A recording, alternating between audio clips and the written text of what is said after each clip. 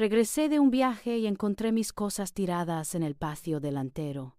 Tenía 68 años y aquella visión, la de mi vida desparramada como basura, fue la traición más profunda que jamás había sentido.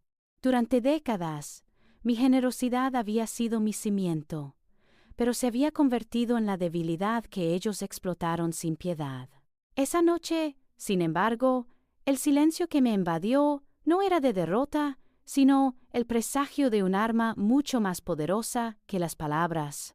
Ese silencio no era nuevo en mi vida, pero su significado sí. Había pasado 68 años escuchando el murmullo de las necesidades ajenas, ignorando el grito sordo de las mías. Desde la muerte de mi esposo, cuando Javier aún era un muchacho con la vida por delante, me convertí en la roca, la proveedora, el ancla inamovible de nuestro pequeño mundo. Cada decisión, cada sacrificio giraba en torno a su bienestar, a asegurar que nunca le faltara nada, que su camino fuera más suave que el mío. Fui la madre que no tenía horarios, la que posponía sus propios sueños, sus anhelos más íntimos, por un libro de texto de Javier o por la inscripción a una excursión escolar. Mi vida se moldeó alrededor de sus exigencias, como la arcilla en manos expertas.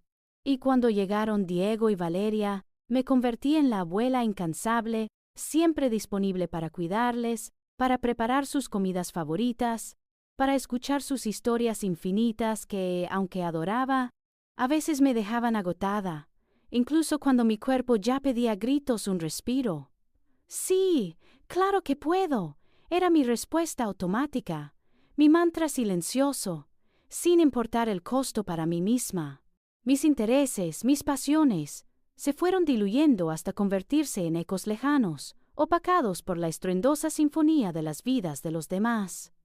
En algún rincón de mi ser, quizás un atisbo de intuición, o simplemente la prudencia innata que se forja con los años y las lecciones no aprendidas por otros, me impulsó a hacer un pequeño ahorro, un secreto bien guardado de los vaivenes de la economía familiar y las exigencias de mi hijo. Con ese dinero, reunido con esfuerzo a lo largo de más de 10 años de trabajos ocasionales y pensiones modestas, compré un pequeño apartamento en el centro de Madrid, modesto, sí, pero indiscutiblemente mío. Un plan de respaldo.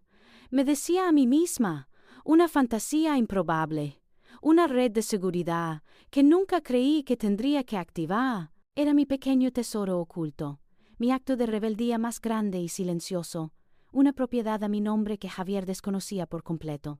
Lo tenía para, por si acaso, pero el por si acaso siempre fue una vaga amenaza lejana, nunca una realidad palpable que pudiera materializarse de forma tan cruel. Nunca esperé ovaciones por mi entrega, pero una palabra amable, un gracias sincero o un simple gesto de consideración habría sido suficiente para alimentar mi alma. Pero la indiferencia de Javier y su esposa Lorena se había vuelto un telón de fondo constante en mi vida, una niebla que empañaba cualquier atisbo de conexión real. Las visitas se hacían más esporádicas, las llamadas puramente funcionales, siempre con un propósito subyacente que rara vez era mi bienestar. Mis opiniones eran descartadas con un condescendiente «Ay, mamá, tú no entiendes», o un tajante «Ya lo haremos a nuestra manera». Mis esfuerzos dados por sentados como si fueran una obligación autoimpuesta. Recordaba la vez que pasé horas tejiendo una bufanda de lana para Javier, solo para verla olvidada, hecha un ovillo, en un rincón de la entrada, o la tarde en que me quedé cuidando a los niños con fiebre mientras ellos disfrutaban de una escapada romántica. Y a su regreso, ni una pregunta sobre mi salud o mi cansancio, solo sobre si los niños habían tomado su medicina a la hora exacta. Eran pequeñas punzadas, migajas de desprecio que se acumulaban silenciosamente, construyendo una muralla invisible entre nosotros. Pero yo, siempre yo, encontraba una excusa, una justificación para su comportamiento, por el bien de la familia, por la ilusión de mantener unida la fachada de lo que una vez fue nuestro hogar. Y fue justo en ese momento, con el eco de aquellas justificaciones aún resonando en mi mente, cuando la realidad me golpeó con la fuerza de un rayo. No necesitaba mirar 2 veces para saber lo que mis ojos, nublados por el cansancio del viaje, estaban presenciando. Allí, desparramadas por el patio delantero de la casa que había sido mi hogar por casi 50 años, yacían mis pertenencias, muebles volcados, cajas rotas de las que asomaban fotografías viejas y encajes de ganchillo, mi baúl de costura abierto como una herida, y hasta el pequeño joyero de madera que mi padre me había regalado, ahora expuesto al sol de Madrid, sus abalorios desparramados. No era una simple mudanza, sino una profanación, un acto deliberado de despojo y humillación pública.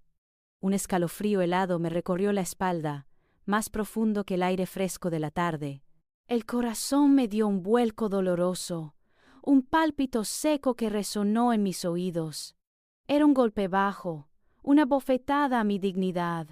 Entre el amasijo de recuerdos, sobre el asiento roto de mi vieja mecedora de mimbre, había una nota, escrita a mano, con la caligrafía apresurada de Javier, en un trozo de papel arrancado de un cuaderno. Mis manos temblaron al desdoblarla. «Mamá, los padres de Lorena van a vivir con nosotros. Ya no hay espacio para ti. Te hemos dejado tus cosas fuera. Lo sentimos. La última frase. Lo sentimos». Era una burla cruel, desprovista de cualquier atisbo de arrepentimiento, fría, concisa, despiadada. Cada palabra era un puñal que se clavaba más hondo en mi pecho, arrebatándome el aire. Los ojos se me empañaron, pero no fue una lágrima de tristeza lo que sentí, sino de incredulidad, de una rabia gélida que me dejó paralizada. El mundo pareció detenerse. Los sonidos lejanos de la calle, el canto de un pájaro, todo se desvaneció en un zumbido indistinto. Solo existía yo, de pie en mi propio patio, ante el monumento a mi desposesión. Sentí un vacío cavernoso en el estómago, una presión en el pecho que me impedía respirar. ¿Cómo era posible? ¿Cómo había llegado a esto? 70 años de vida, de entrega, para terminar así, arrojada a la calle como un estorbo. La negación luchó con la brutal realidad, una batalla silenciosa que se libraba en lo más íntimo de mi ser.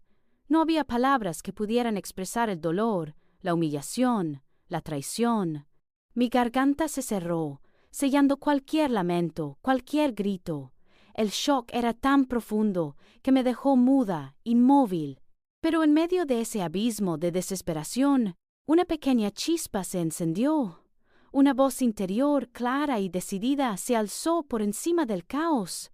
No les daría el gusto de verme rota, de verme suplicar. No les permitiría presenciar mi derrumbe, mi silencio, que una vez fue mi debilidad, mi aceptación tácita, se transformaría ahora en mi escudo, mi arma más formidable. No había discusión posible, no había súplicas que valieran la pena, no habría lágrimas delante de ellos. Con una lentitud casi dolorosa, me giré, la espalda recta, el rostro impávido. Mi cuerpo, aunque entumecido por el golpe, se movió con una determinación inquebrantable. Había un lugar al que ir, un pequeño refugio que nadie más conocía, donde podría lamer mis heridas y, quizás, empezar a planificar mi contraataque. La decisión fue instantánea, visceral. Me iría y procesaría este ultraje en la soledad, lejos de la mirada satisfecha o indiferente de quienes me habían traicionado. El taxi que me llevó desde el epicentro de mi humillación hasta mi pequeño refugio secreto fue un viaje de silencio cargado de promesas. Cada metro que me alejaba de aquel patio desolado, de mis pertenencias esparcidas como hojas secas, sentía como una capa de hielo se resquebrajaba en mi pecho. Al llegar a la puerta de mi apartamento, la pequeña llave que había guardado durante años en el fondo de mi monedero se sintió pesada, cargada de un simbolismo que nunca había anticipado. El contraste con la casa familiar, ese mausoleo de recuerdos y dolor, era abrumador.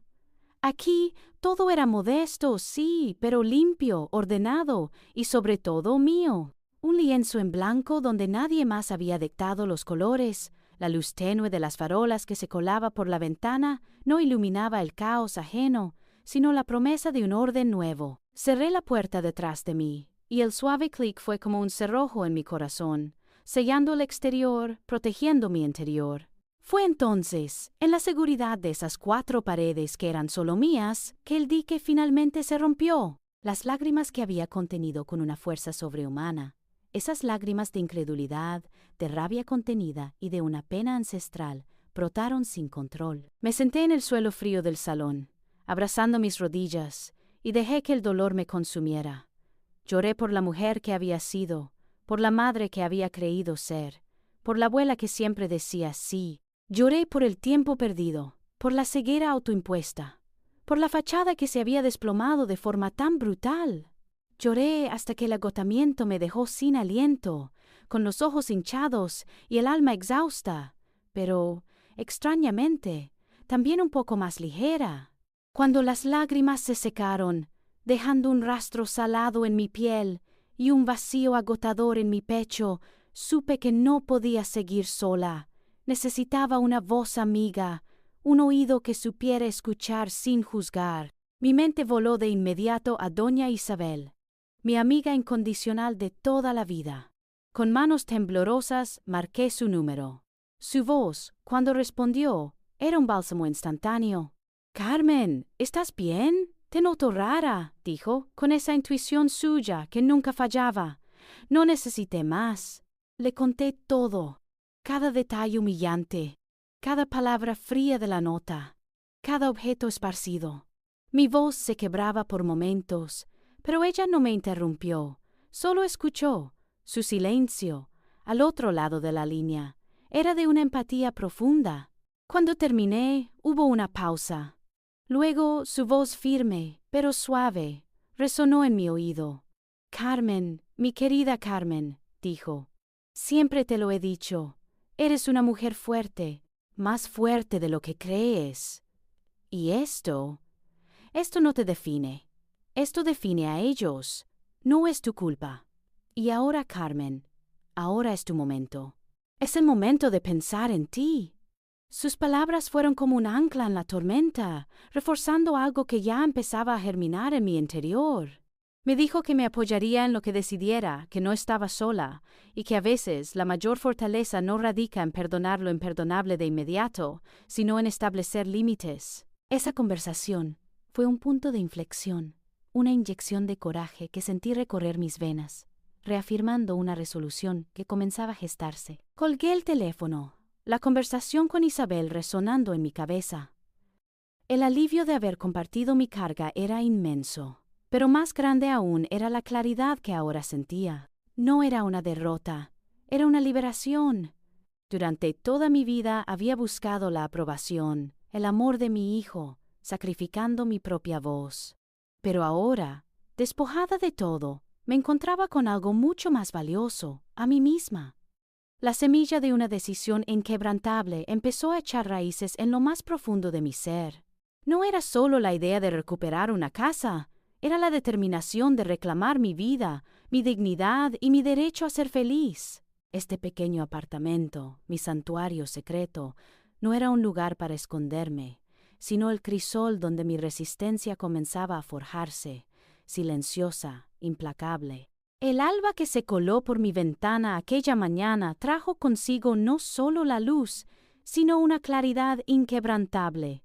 Ya no era tiempo de lágrimas ni de lamentos estériles. La conversación con doña Isabel había sembrado una semilla, pero era el eco de la nota de Javier, esa frialdad abismal, lo que la regaba con la fuerza necesaria. Si me habían despojado de mi hogar, yo reclamaría lo que era mío por derecho.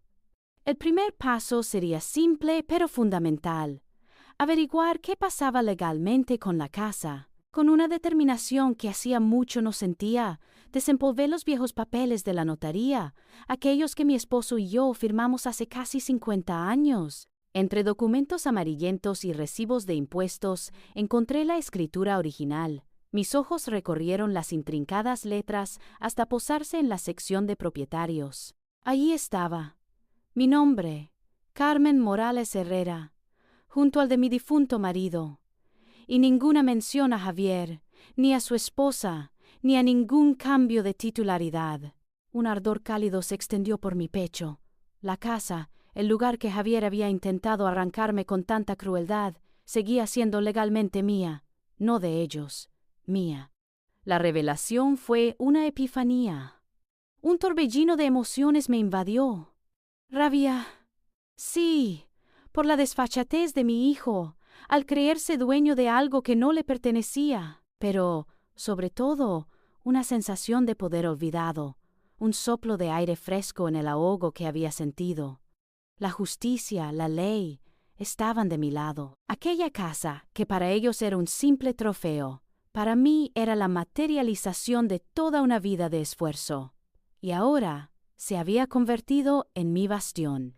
En ese instante, sentada en el pequeño sofá de mi apartamento, tomé la decisión más audaz de mi vida. Vendería la casa. No por venganza, no solo por dinero, sino como una declaración. Una afirmación de mi independencia. Un acto que rompería para siempre con años de sumisión y sacrificio silencioso. Sentí un temblor, una mezcla de miedo y euforia. Era como saltar al vacío, pero con la certeza de que por primera vez estaba eligiendo mi propio paracaídas. La idea de vender la casa de mi familia, la que había visto crecer a mi hijo, la que albergaba tantos recuerdos, buenos y malos, me provocaba una lucha interna. La culpa, esa compañera fiel que me había acompañado durante décadas, susurraba en mi oído. ¿Y los niños? ¿Y Javier? ¿No es tu deber mantener unida a la familia? Pero esta vez, su voz no tenía la misma fuerza. Le respondí, en silencio, que mi deber era conmigo misma, con la mujer que había sacrificado su vida por otros, y que había sido arrojada a la calle como un mueble viejo. Mi dignidad no era negociable, no más. Sabía que esto desataría una tormenta. Javier y Lorena no se lo tomarían bien. Habría gritos, reproches, acusaciones de ingratitud. Pero estaba preparada. Había llegado a un punto de no retorno. La humillación en el patio delantero había quemado los últimos puentes de mi antigua yo. Ya no era la madre que siempre perdonaba, ni la abuela que cedía.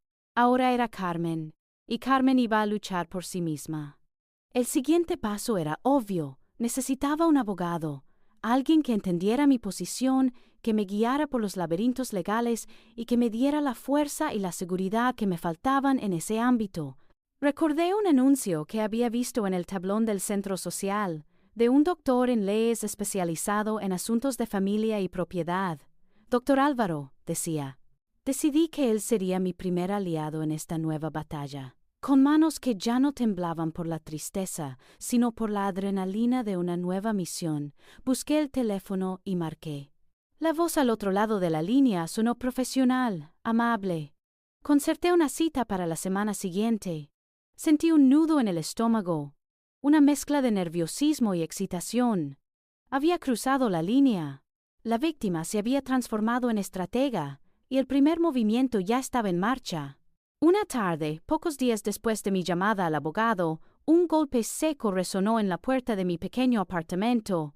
Mi corazón dio un brinco. ¿Quién podría ser? No esperaba a nadie. Con una cautela que se había vuelto mi segunda piel, me acerqué a la mirilla. Del otro lado, con el ceño fruncido y una expresión de falsa preocupación que apenas ocultaba su irritación, estaba Javier.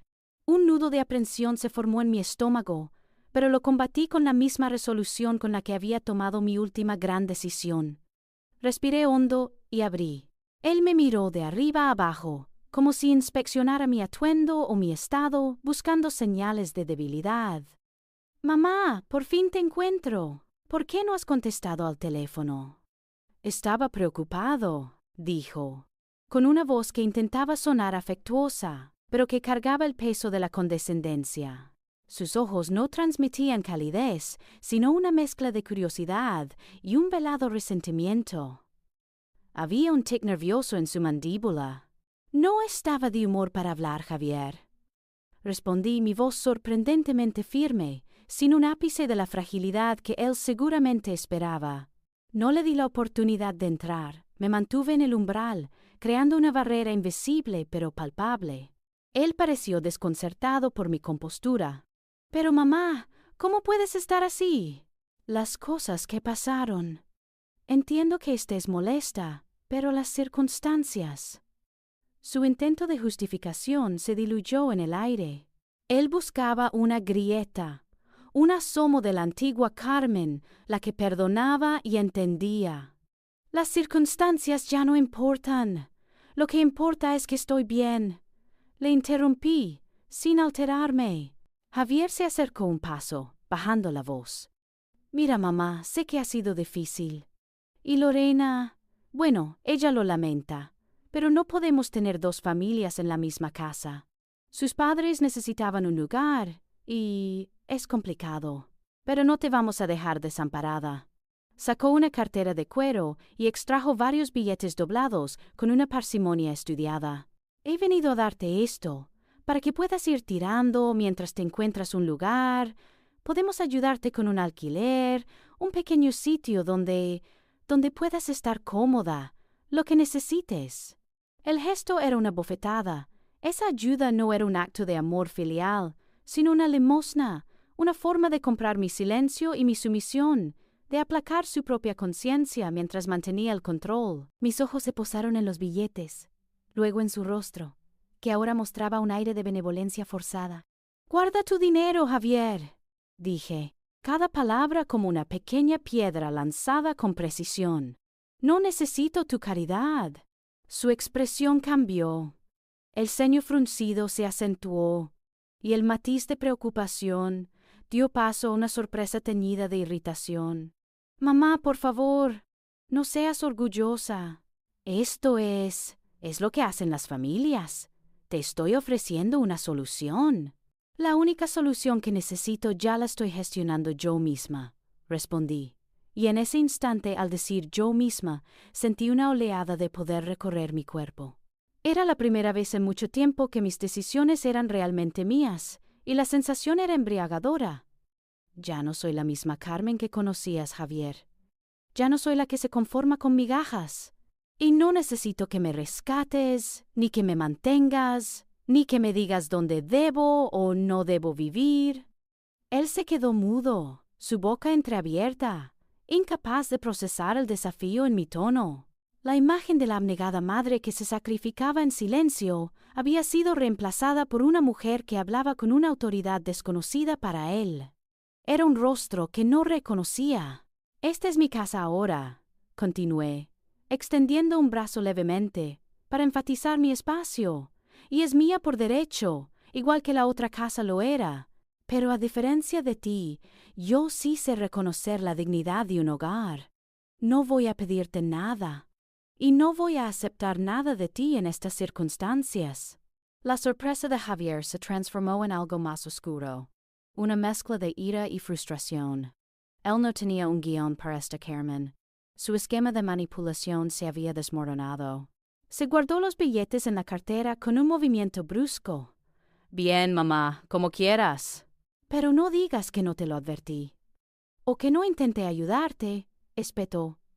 Su voz ahora gélida, desprovista de cualquier pretensión de afecto, se dio la vuelta y se alejó por el pasillo, dejando tras de sí un silencio que, esta vez, era de victoria para mí. Cerré la puerta lentamente. Mis manos temblaban, pero no por miedo, sino por la adrenalina pura.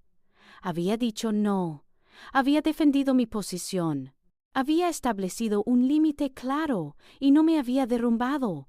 Aquella primera batalla silenciosa, librada en el umbral de mi nuevo hogar, había sido mía. Era solo el principio, lo sabía, pero era un inicio que me reafirmaba. La semilla de mi resistencia había echado raíces profundas. El silencio que Javier dejó al marcharse no duró mucho. Era la calma tensa que precede a la verdadera tormenta, y yo, en mi pequeño refugio, lo sentía en cada fibra de mi ser. Sabía que su orgullo herido no le permitiría aceptar mi rechazo, y que Lorena, su esposa, no tardaría en unirse a la ofensiva, con sus propias tácticas, aún más sutiles y venenosas. No me equivoqué. Apenas 2 días después, la puerta de mi apartamento fue golpeada con una insistencia que no admitía dilación. Me acerqué a la mirilla, el corazón latiéndome con fuerza, pero mi determinación era un muro. Allí estaban Javier, con el rostro endurecido por una mezcla de rabia y vergüenza, y a su lado Lorena, con los ojos enrojecidos y una expresión compungida que no me engañaba ni por un segundo. Abrí la puerta solo lo justo para que pudieran escucharme, manteniendo mi distancia. «Mamá, tenemos que hablar en serio», empezó Javier, sin darme tiempo a reaccionar, su voz más aguda de lo normal. Pero Lorena lo interrumpió, su voz temblorosa, cargada de una melodramática súplica.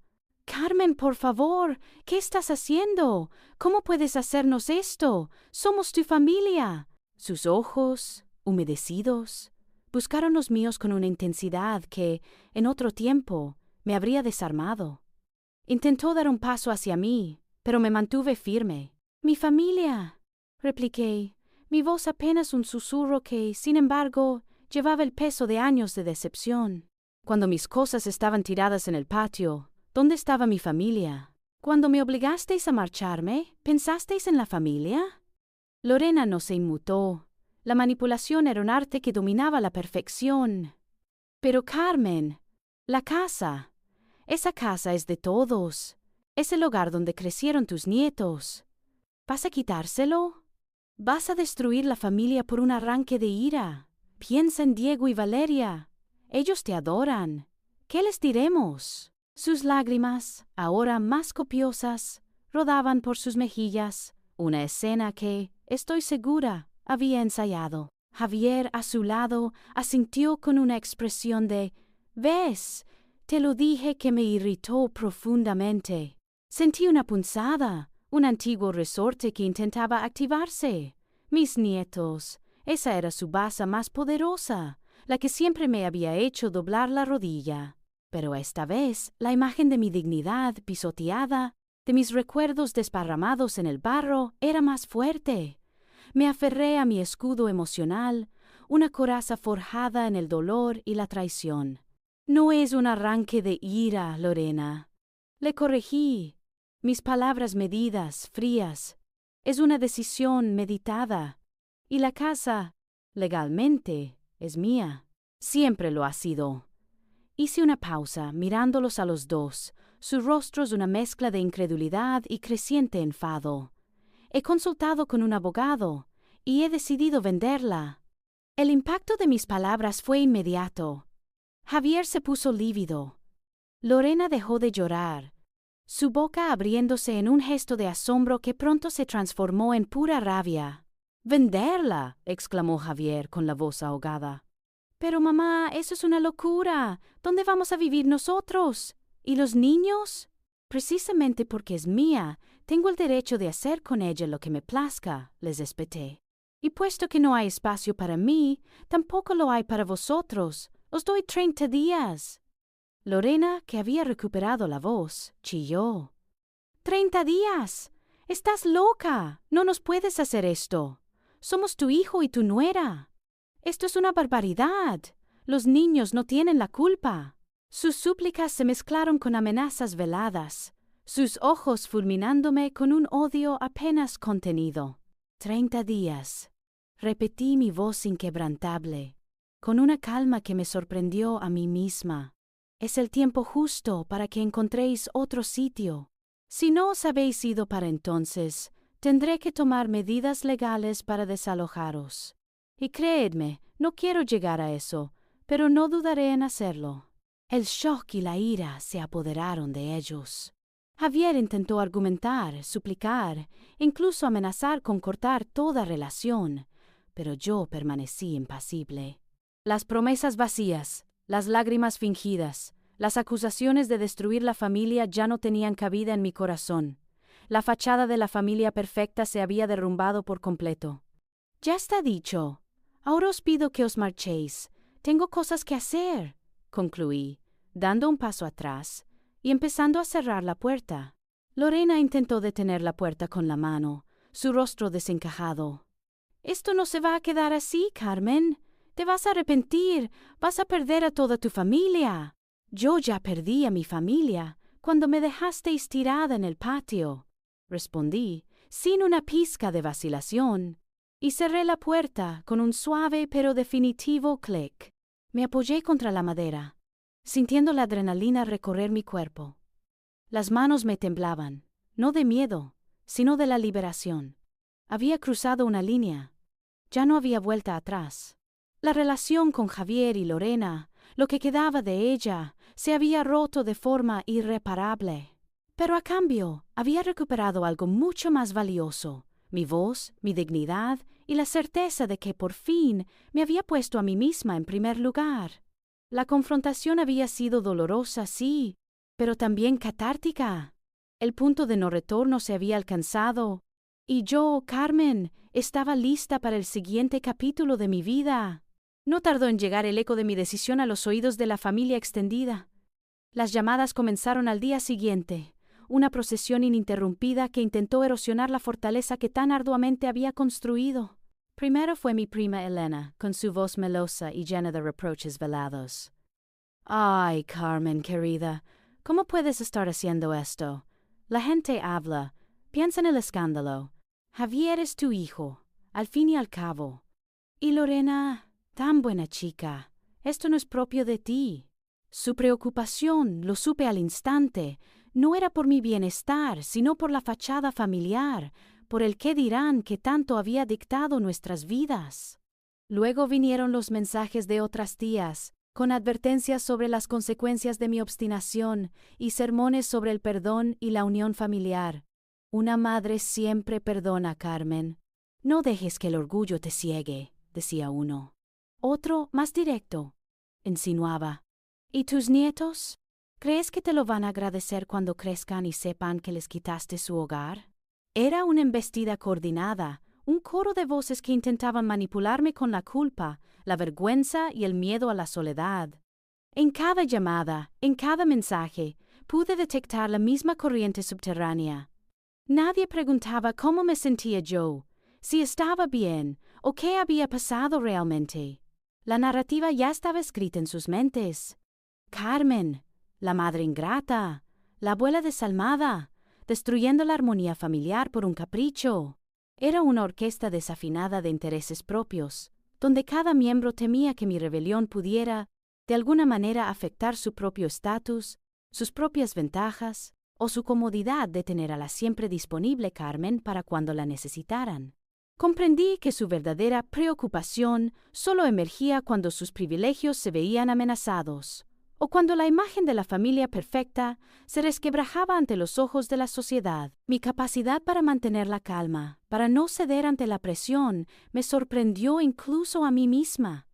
Ya no era la Carmen que se derrumbaba ante la crítica, la que buscaba la aprobación de todos. Respondía con frases cortas y concisas, sin justificaciones, sin explicaciones. «Es mi decisión y ya está. No tengo nada que explicar. Gracias por tu preocupación, pero estoy bien». Si insistían, terminaba la conversación. No había lágrimas, no había enfado, solo una serena determinación. Hubo una visita inesperada de mi cuñada, la hermana de mi difunto esposo, una mujer que rara vez se preocupaba por mí. Vino con una bandeja de dulces, pero sus ojos estaban llenos de juicio. «Carmen, cariño, he oído lo de la casa. ¿Estás segura de lo que haces? Javier es un buen chico, solo está un poco despistado. Y Lorena, pobrecita, está abrumada».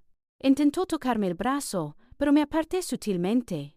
«Un buen chico no echa a su madre a la calle», le dije, sin alzar la voz. «Y yo no estoy despistada. Estoy siendo clara. La casa se vende». Y punto. Su rostro se tensó. Se fue poco después, los dulces aún en la bandeja. Cada confrontación, cada intento de hacerme dudar, solo sirvió para afianzar mi convicción. Dentro de mí, la voz que una vez susurró sobre mis propios deseos, ahora resonaba con claridad y firmeza. Era la voz de Carmen, la mujer que había renacido de las cenizas de su antigua vida. Escucharla por encima del clamor de la crítica externa, por encima de las expectativas familiares que me habían encadenado durante tanto tiempo, fue un acto de autoafirmación inmenso. La autoconfianza se fortalecía con cada no pronunciado, con cada límite establecido.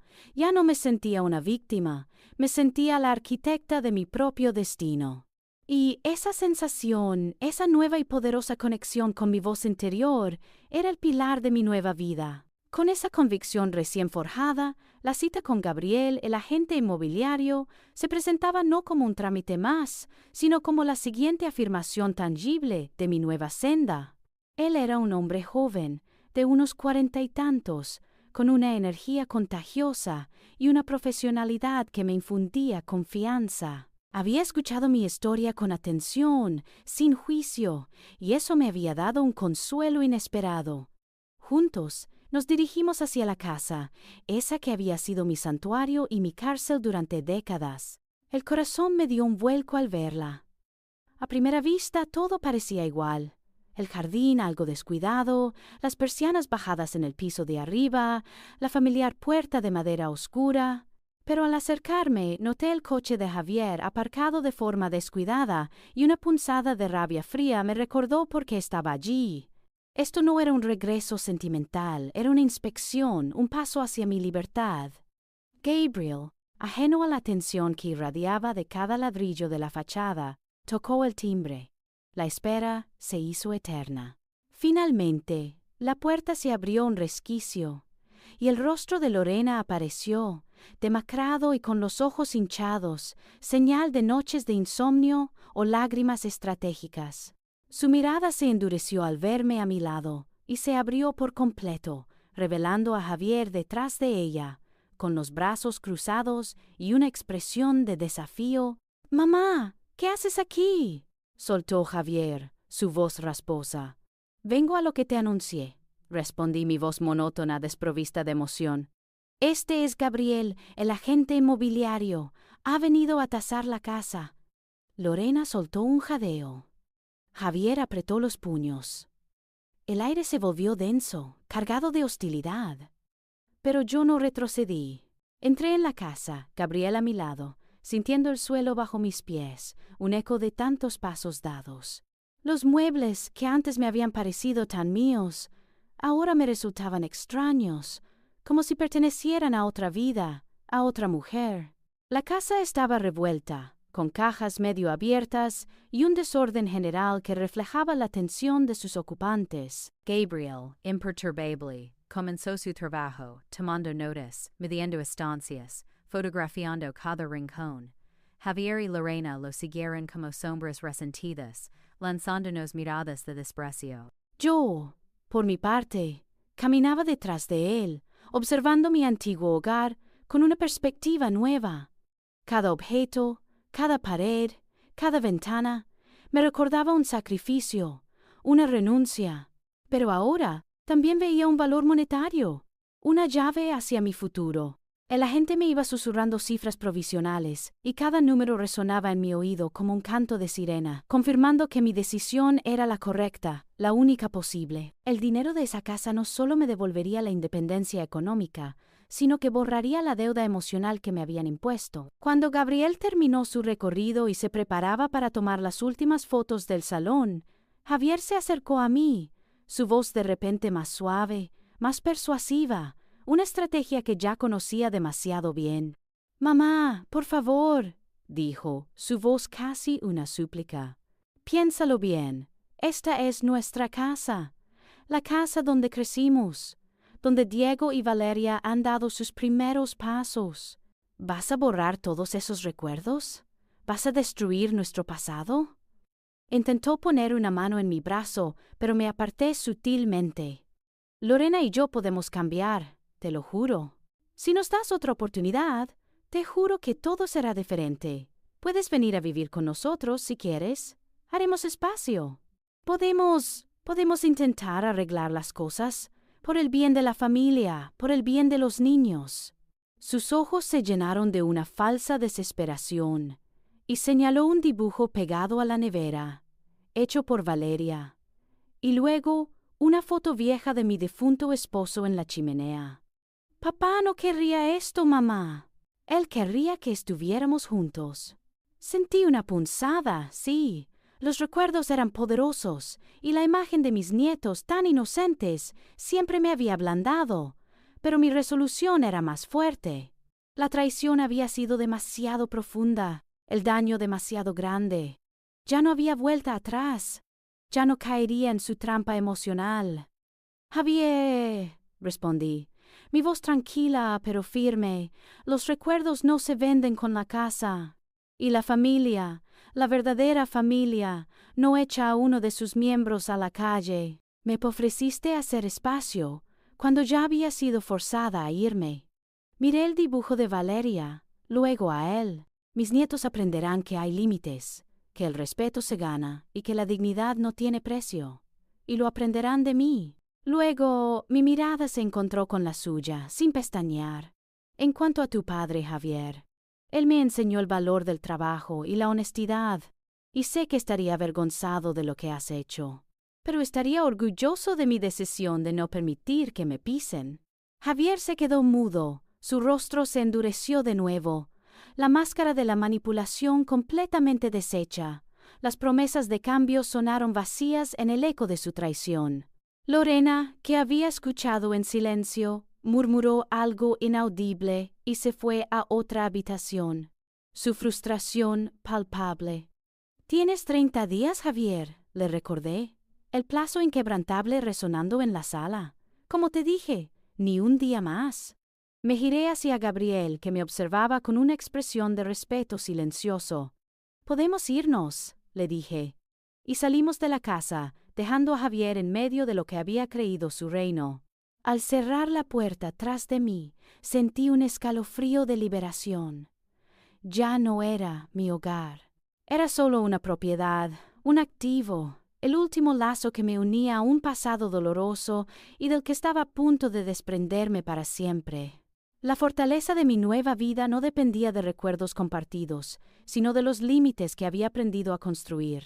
Con la fecha límite para la venta de la casa firmemente establecida y la burocracia en movimiento, sentí que, por primera vez en años, el aire que respiraba era solo mío. Era un aire ligero, prometedor, y con él llegó el impulso de hacer algo que había pospuesto durante décadas: viajar.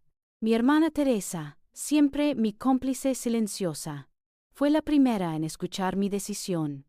«A Valencia», le dije. «Quiero ver el mar, sentir la arena bajo mis pies, sin preocuparme por nada más que el sol y las olas». Y así fue. El viaje a su casa en la costa valenciana no fue solo un cambio de escenario, sino una inmersión en la libertad. Pasamos los días caminando por la playa, el Mediterráneo susurrando viejas historias, y las noches riendo con copas de vino en la terraza, bajo un cielo estrellado que me recordaba la inmensidad de lo que había por descubrir. Compartí con Teresa todos los detalles de mi lucha, y su apoyo incondicional fue un bálsamo para mi alma. Sus ojos, llenos de orgullo y una pizca de tristeza por el tiempo perdido, me decían que había hecho lo correcto. De regreso en Madrid, esa sensación de no estar sola se afianzó aún más. Recordé el folleto que doña Isabel me había dado hacía tiempo sobre grupos de apoyo para mayores que, como yo, se habían sentido desplazados o abandonados. Al principio, la idea me había resultado ajena, incluso un poco vergonzosa, pero ahora, con mi nueva perspectiva, decidí darle una oportunidad. La primera reunión fue un torrente de emociones. Escuchar a otros compartir historias de ingratitud y desamor familiar era como mirarme en un espejo.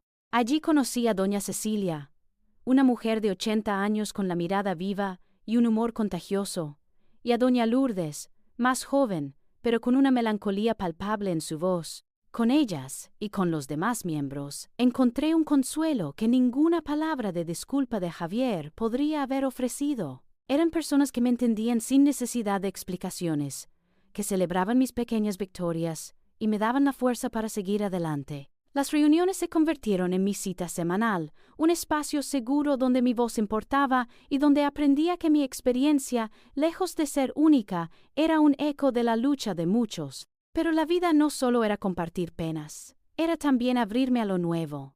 En el mismo centro donde se reunía mi grupo de apoyo, ofrecían cursos de informática básica para mayores. ¿Para qué, Carmen? Me había preguntado Javier en el pasado si ya tienes el teléfono para llamar. Pero ahora la pregunta no era para qué, sino ¿por qué no? Me inscribí. Al principio, el teclado parecía un campo minado y el ratón un animal indomable.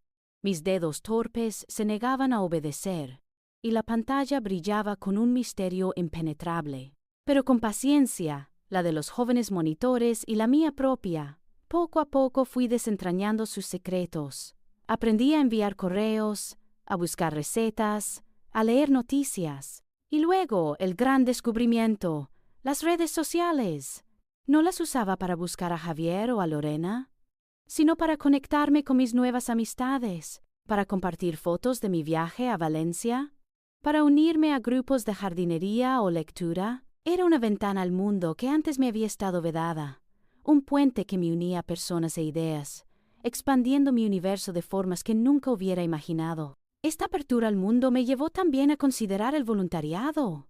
Después de una vida dedicada a mi familia, sentía la necesidad de dar, sí, pero de una manera diferente, sin ataduras, sin expectativas de reciprocidad. Elegí un refugio de animales abandonados. Limpiar jaulas, alimentar a los pequeños inquilinos, acariciar a un gato asustado, me llenaba de una paz inexplicable. Cada ladrido, cada ronroneo, era un gracias sincero que no necesitaba palabras. En ese contacto puro y desinteresado, encontré un propósito que trascendía mi propio dolor. Me sentía útil, valorada y, sobre todo, libre para ofrecer mi afecto sin miedo a que fuera pisoteado. Era una nueva forma de construir mi vida, ladrillo a ladrillo, no sobre el sacrificio, sino sobre la elección consciente de mi propia felicidad y la de aquellos que, como yo, necesitaban una segunda oportunidad. Los días que siguieron a mi encuentro con Gabriel no fueron de espera ansiosa, sino de descubrimiento. El eco de las olas de Valencia aún resonaba en mi memoria, y el calor de las nuevas amistades me abrigaba. Me sentía una exploradora. Cada clase de informática, cada tarde en el refugio animal, una nueva tierra conquistada. La cicatriz de la traición seguía ahí. Sí, pero ya no supuraba dolor. Se había vuelto un mapa de mi resiliencia. Sin embargo, en el fondo de mi mente, el calendario seguía su marcha inexorable, marcando los días que se acercaban al ultimátum. Y la mañana en que el 30º día amaneció, me levanté con una calma inusual, una mezcla de solemnidad y una expectativa que no era miedo, sino la certeza de un ciclo que estaba a punto de cerrarse. Decidí que era necesario presenciarlo, no por regocijo, sino como un acto final de clausura, de afirmación. Tomé un taxi que me llevó de nuevo a la calle que había sido el epicentro de mi vida, y luego de mi desposesión. Desde la ventana del vehículo observé la escena. El camión de mudanzas, enorme y ruidoso, estaba aparcado frente a la casa. Operarios uniformados entraban y salían, llevando muebles y cajas. Pero esta vez, las pertenencias no estaban tiradas en el patio. Se subían con un orden metódico, aunque visiblemente apresurado. Javier y Lorena estaban allí, supervisando con rostros ceñudos. Se movían con una energía frenética, casi desesperada. Vi a Lorena discutir con uno de los operarios, su voz aguda llegando hasta mí incluso a través del cristal del taxi. Javier, con el ceño fruncido, pasaba una mano por su cabello cada pocos minutos, un gesto de frustración que me resultaba familiar. No había lágrimas esta vez en los ojos de Lorena, solo una ira helada. No había arrepentimiento en el rostro de Javier, solo la amargura de la derrota. Y yo, desde mi discreta distancia, sentí una extraña sensación. No era la satisfacción mezquina que quizás esperaría una persona herida, ni el dolor de ver a mi hijo en apuros. Era una profunda y serena liberación. Era el fin de una era. Mis ojos se posaron en una pequeña maceta de geranios que Lorena colocó con desgano en el camión, y pensé en los míos, aquellos que se habían marchitado en el patio. Esta vez, las cosas se iban por su propia voluntad, o por la mía, no por una expulsión brutal.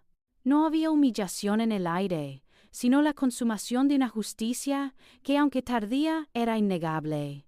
La visión de sus pertenencias, apiladas sin el amor que yo había puesto en las mías, confirmó mi decisión.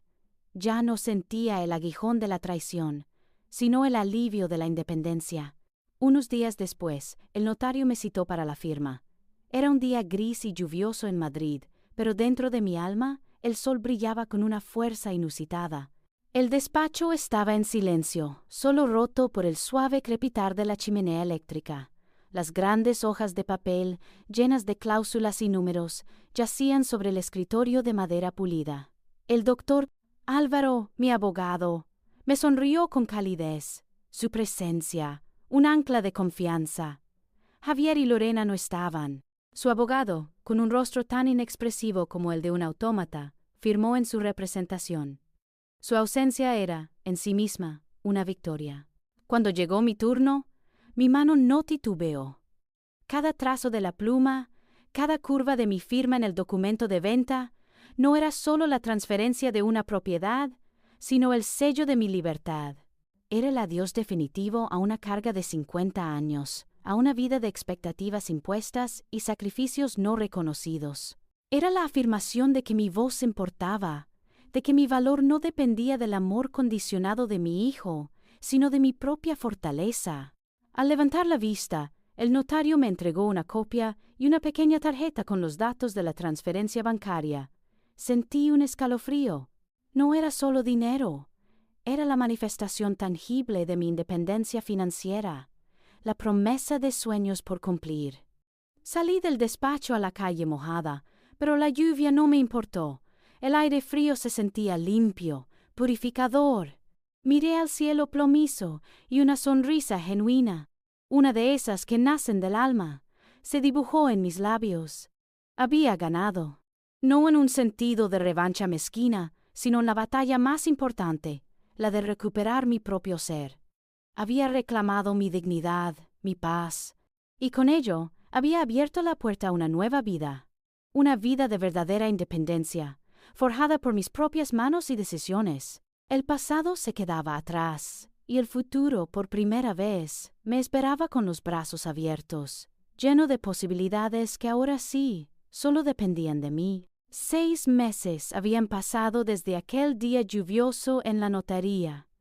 6 meses en los que las posibilidades que antaño me parecían lejanas se habían vuelto la vibrante realidad de mi nuevo hogar. El dinero de la venta no tardó en fluir hacia un propósito mucho más noble que cualquier reparación cosmética: la reconstrucción de mi propio nido. Mi pequeño apartamento, mi refugio secreto, se transformó bajo mis directrices, no solo con muebles nuevos, sino con el color y la luz de mis propias elecciones. La vieja cocina, antaño funcional pero sin vida, ahora lucía azulejos blancos y una encimera de madera clara, un espacio donde podía experimentar con nuevas recetas, hornear pasteles sin prisas y disfrutar del simple placer de una comida preparada con esmero para mí misma. El salón, antes austero, se llenó de vida, con cojines vibrantes en tonos azules y amarillos, y cortinas ligeras que dejaban pasar el sol de Madrid, acariciando los lomos de los libros que ahora llenaban mi estantería. Era un lujo que nunca me había permitido, sumergirme en historias ajenas sin sentir la punzada de la culpa. Una pequeña mesa de centro que yo misma lijé y barnicé, ahora sostenía las flores frescas que compraba cada semana en el mercado de Antón Martín. No era una mansión, no lo necesitaba, pero cada rincón respiraba mi esencia, mi paz, la quietud de un espacio donde yo era la única reina. Saldar las pocas deudas pendientes fue lo primero, una carga menos sobre mis hombros, una sensación de ligereza liberadora. Después, con la ayuda de un asesor financiero, una de las ventajas de mi nueva educación tecnológica, encontrada en Internet, invertí una parte con prudencia, asegurando un futuro más tranquilo. Pero la mayor satisfacción llegó al cumplir esos sueños postergados, aquellos que se habían marchitado bajo el peso de las obligaciones. El viaje a Valencia con Teresa había sido solo el principio. Había visitado la Costa del Sol y por primera vez en mi vida me había permitido el lujo de un balneario, donde cada masaje y cada baño termal eran un tributo a mi cuerpo cansado, a mi espíritu renovado. Recuerdo vívidamente el momento en que me senté en la arena tibia de una cala escondida en Mojácar, con el sol en la cara y la brisa salada acariciándome el pelo blanco, observando las olas romper. El pensamiento de no tener que rendir cuentas a nadie por aquel capricho, de no tener que justificar mi disfrute a Javier o a Lorena, era la libertad más dulce y embriagadora que jamás había probado. Me sentía dueña de mi tiempo, de mi dinero, de mi propia existencia. Mi vida cotidiana, 6 meses después, era irreconocible y plena. Las mañanas comenzaban con un café tranquilo en mi terraza, escuchando el despertar de la ciudad mientras leía el periódico digital en mi nueva tableta, o sumergiéndome en alguno de mis nuevos libros. Las tardes se dividían entre mis clases de informática ahora más avanzadas, explorando programas de edición de fotos y videollamadas, mis sesiones de voluntariado en el refugio de animales, donde cada ladrido y cada ronroneo era un gracias sincero que llenaba mi corazón, y las animadas reuniones con doña Cecilia y doña Lourdes y el resto del grupo de apoyo. Con ellas no solo compartía historias y consejos, sino también risas contagiosas, excursiones de un día a pueblos cercanos con encanto, y la emoción de explorar Madrid con ojos de turista, redescubriendo sus museos y parques. Había descubierto amistades genuinas que valoraban mi presencia, mi conversación, no mi utilidad o mi capacidad de sacrificio. La paz interior se había sentado en mí como un inquilino permanente, un bálsamo que curaba las viejas heridas, y me permitía ver el mundo con una serenidad que antes no conocía. Una profunda gratitud por esta segunda oportunidad. El dinero de la venta de la casa no era solo una cifra en mi cuenta bancaria, era el catalizador de una independencia que trascendía lo puramente económico. Era la materialización de mi dignidad, la libertad de elegir mi propio camino, de decir no sin culpa a lo que no me convenía y de decir sí a lo que realmente me nutría el alma. Me había liberado no solo de la tiranía financiera, sino de la tiranía emocional de una vida dedicada por completo a las expectativas ajenas. Había construido un hogar no solo con ladrillos, sino con la solidez inquebrantable de mi propia autonomía, con la certeza de que mi felicidad, ahora, era mi responsabilidad exclusiva y, sin duda, mi mayor y más hermoso logro. Mi propia transformación no solo me había otorgado paz y libertad, también había redefinido, de manera sutil pero profunda, mi papel en la vida de Diego y Valeria. Ya no era la abuela incansable, la que se apresuraba a decir sí a cada petición, sin importar el sacrificio. Ahora era simplemente Carmen, una mujer que había encontrado su voz, y al hacerlo, había descubierto una nueva forma de amar, con límites claros y un respeto inquebrantable por sí misma. Al principio, mis nietos no entendían. Estaban acostumbrados a la abuela que venía corriendo al primer llamado, que preparaba la merienda perfecta o que resolvía todos sus pequeños dramas escolares. Mis no iniciales, mis explicaciones de que la abuela tiene otros compromisos o hoy no puedo, pero tal día sí, los dejaron perplejos y a veces incluso enfadados. Recuerdo a Diego con 8 años quejándose. Pero abuela, antes siempre podías. Fue entonces cuando me senté con él, con Valeria a su lado, y les expliqué con calma, pero con firmeza, que todas las personas tenemos nuestro propio tiempo, nuestras propias necesidades. Les hablé de lo importante que era respetarse a uno mismo y respetar los límites de los demás. Les di ejemplos sencillos. Imagina que tú estás construyendo algo con tus legos. ¿Te gustaría que alguien llegara y te lo rompiera sin preguntar? Sus ojos, curiosos y algo confusos, se centraban en mí. Pues el tiempo de la abuela, sus planes, sus momentos de tranquilidad, son como ese castillo de legos. Son importantes y merecen respeto. Al principio hubo resistencia, pequeños pucheros, intentos de manipulación infantil, que antes habrían funcionado. Pero yo me mantuve firme. Les enseñé que el amor no significa complacer siempre, sino cuidar y establecer límites sanos. Poco a poco comenzaron a entender. Se dieron cuenta de que mi no era un rechazo, sino una enseñanza. La dinámica empezó a cambiar. Ya no me llamaban solo para pedir favores. Un día, Valeria, con su voz dulce, me llamó para contarme que se había peleado con una amiga en el colegio y no sabía qué hacer. No me pidió que lo solucionara, ni que interviniera. Solo quería hablar, que la escuchara. Le di mi consejo, no como una orden, sino como una perspectiva. A veces, Valeria, la mejor forma de arreglar un problema es escuchar. Intenta escuchar de verdad lo que siente tu amiga. Su pequeña voz al otro lado de la línea sonó pensativa. Oh, Diego, cuando me preguntó cómo se hacía para programar un pequeño robot que le habían regalado, sabiendo que yo estaba aprendiendo informática. Se acercaba a mí no por lo que yo hacía, sino por lo que era. Alguien con nuevas experiencias, alguien que escuchaba, alguien que tenía conocimientos que podían interesarle. Estas interacciones eran tesoros para mí. Me sentía valorada, no por mi sacrificio, no por ser la abuela que ofrecía un servicio incondicional, sino por mi presencia, por mi sabiduría, por la persona en la que me había convertido. Cuando venían a visitarme, lo hacían con una nueva sinceridad. No pedían, sino que compartían. Me hablaban de sus sueños, de sus miedos, me mostraban sus dibujos o sus avances en los videojuegos. Y yo los escuchaba, de verdad, con todo mi ser, disfrutando de cada momento. Era una conexión más profunda, más auténtica, libre de las cargas del resentimiento y la obligación. La diferencia en la dinámica familiar era palpable. Con el tiempo, mis nietos comprendieron que había una nueva Carmen, y que esta Carmen era fuerte, feliz y digna de respeto.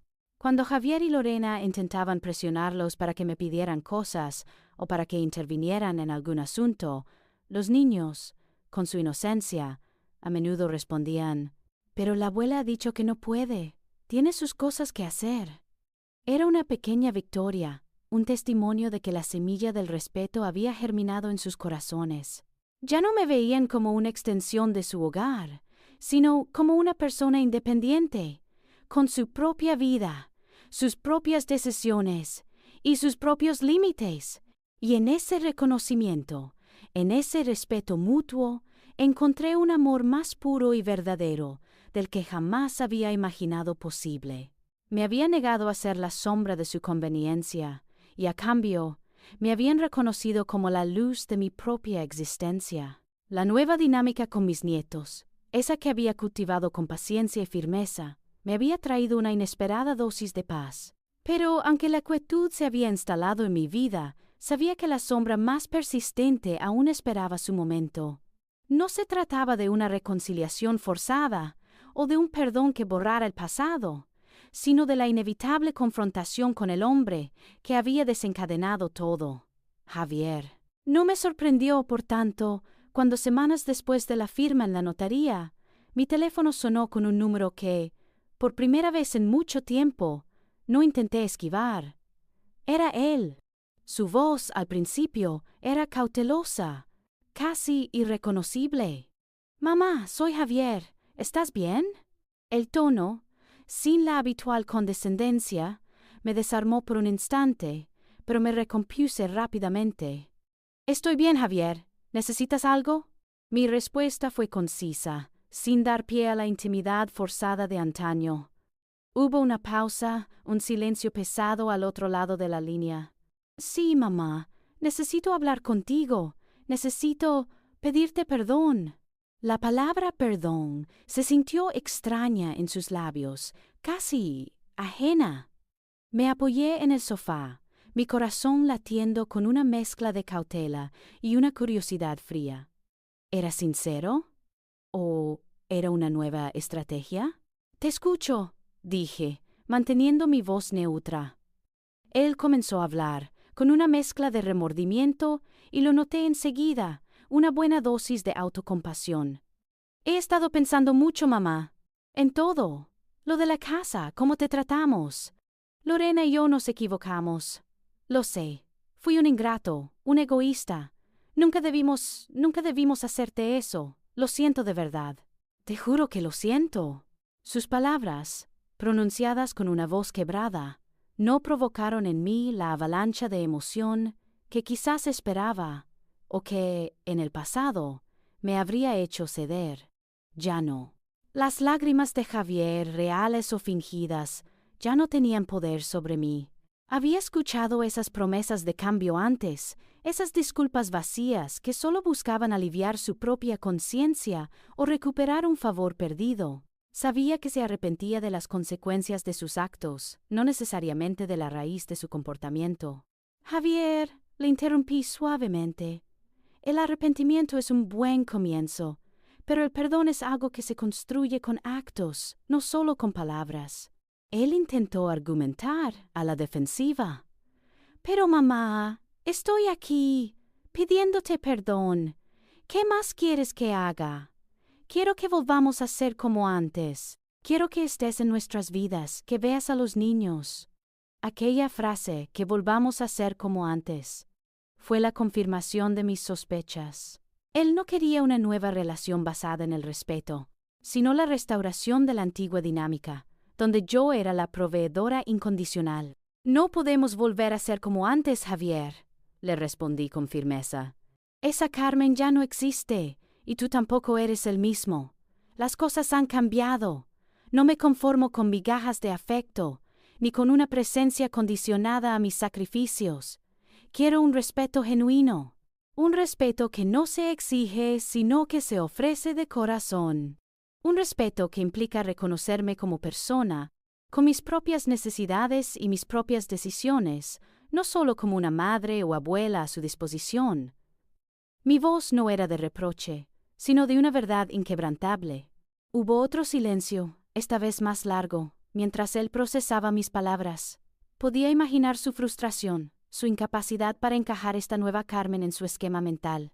Finalmente, dijo, con un tono más resignado: «Entiendo, mamá, entiendo que es difícil, pero espero que con el tiempo, Javier, espero que tú también entiendas que lo que ocurrió fue una lección», le dije. «Una lección para mí, sobre mi propio valor, y una lección para ti, sobre las consecuencias de la ingratitud y la falta de respeto».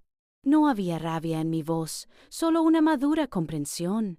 Yo había perdonado, sí, en el sentido de soltar la carga del rencor que me hacía daño a mí misma. Pero perdonar no significaba olvidar, ni mucho menos permitir una nueva manipulación. Había construido demasiados muros de dignidad para derribarlos ahora.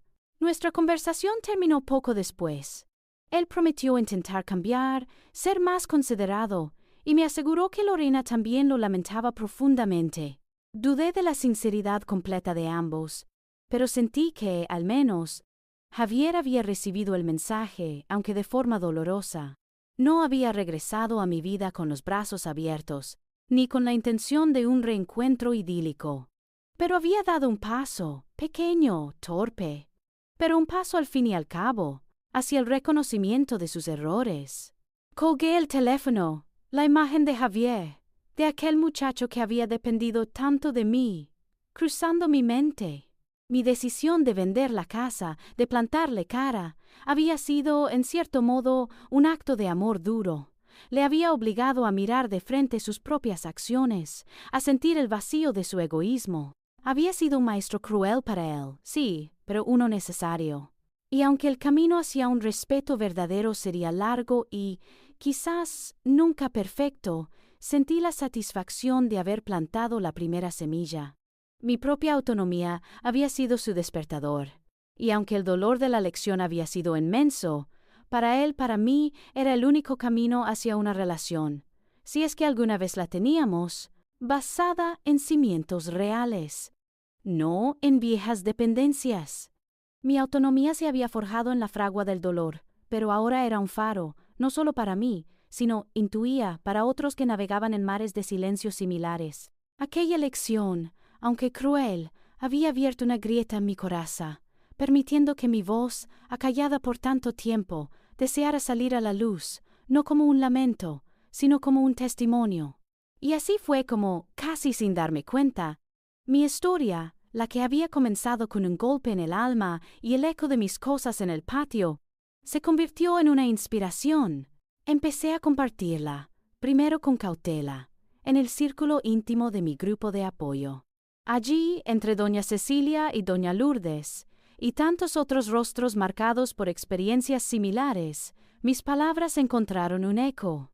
Al principio era difícil, doloroso desenterrar aquellos momentos de humillación, pero cada vez que terminaba, sentía una ligereza, como si una pluma de mi alma se desprendiera.